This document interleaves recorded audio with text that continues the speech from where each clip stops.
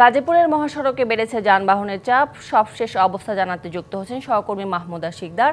মাহমুদা, এই সন্ধ্যার পরে কেমন দেখতে পাচ্ছেন মহাসড়কে যানবাহনের চাপ? এছাড়া নিরাপত্তা বাহিনীর তৎপরতা কেমন দেখছেন? দিনবাদী ঈদ, এই ঈদকে কেন্দ্র করে নারীর টানে যারা বাড়ি ফিরছে আনন্দ ভাগাভাগি করে নেওয়ার জন্য পরিবারের লোকজনের সাথে, গাজীপুর আপনি জানেন যে সব থেকে বেশি হলো পোশাক শ্রমিক। শিল্প কলকারখানা হওয়ার কারণে এখানে যে পোশাক শ্রমিকরা আছে তারা কিন্তু তাদের বাড়ির উদ্দেশ্যে রওনা করে দিয়েছে গতকাল থেকেই, এবং গতকাল থেকে আজকে সকাল অবধিও কিন্তু গাজীপুরের যে মহাসড়কে প্রচণ্ড পরিমাণের যানজট ছিল।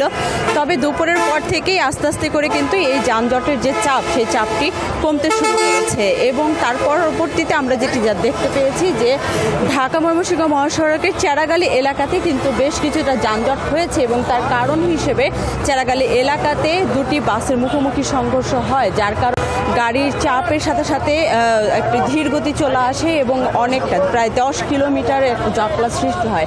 এখন আমি আছি রাজেন্দ্রপুর চৌরাস্তা এলাকায়। আপনি দেখতে পাচ্ছেন এখানে কিন্তু অনেক পোশাক কলকারখানা হওয়ার কারণে এখানে আমরা অনেক পোশাক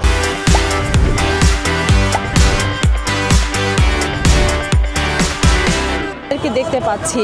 এবং এখন পর্যন্ত যে মহাসড়কের যে বর্তমান অবস্থা, সেটি হলো যে প্রচুর পরিমাণের মানুষ আছে, কিন্তু সেই হিসেবে এখানে যাত্রী যারা তারা কিন্তু বাস পাচ্ছে না, এবং অতিরিক্ত ভাড়ার যে ব্যাপারটি সেটি তো আছে। এবং অতিরিক্ত ভাড়ার কারণে যে যেভাবে পারছে ট্রাকে করে, পিক আপে করে তাদের গন্তব্যস্থলে যাওয়ার সর্বাত্মক চেষ্টা করছে।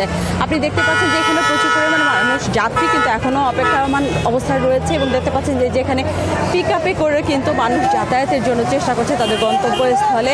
এবং তার পাশাপাশি এখানে যে কলকারখানাগুলো আছে, বেশিরভাগই কলকারখানার যারা শ্রমিক তারা যেটি করেছে যে একসাথে, বিশেষ করে দিনাজপুর, রংপুর এই দিকে যারা যাবে বা কিশোরগঞ্জ, তারা একসাথে গাড়ি ভাড়া করা হয়।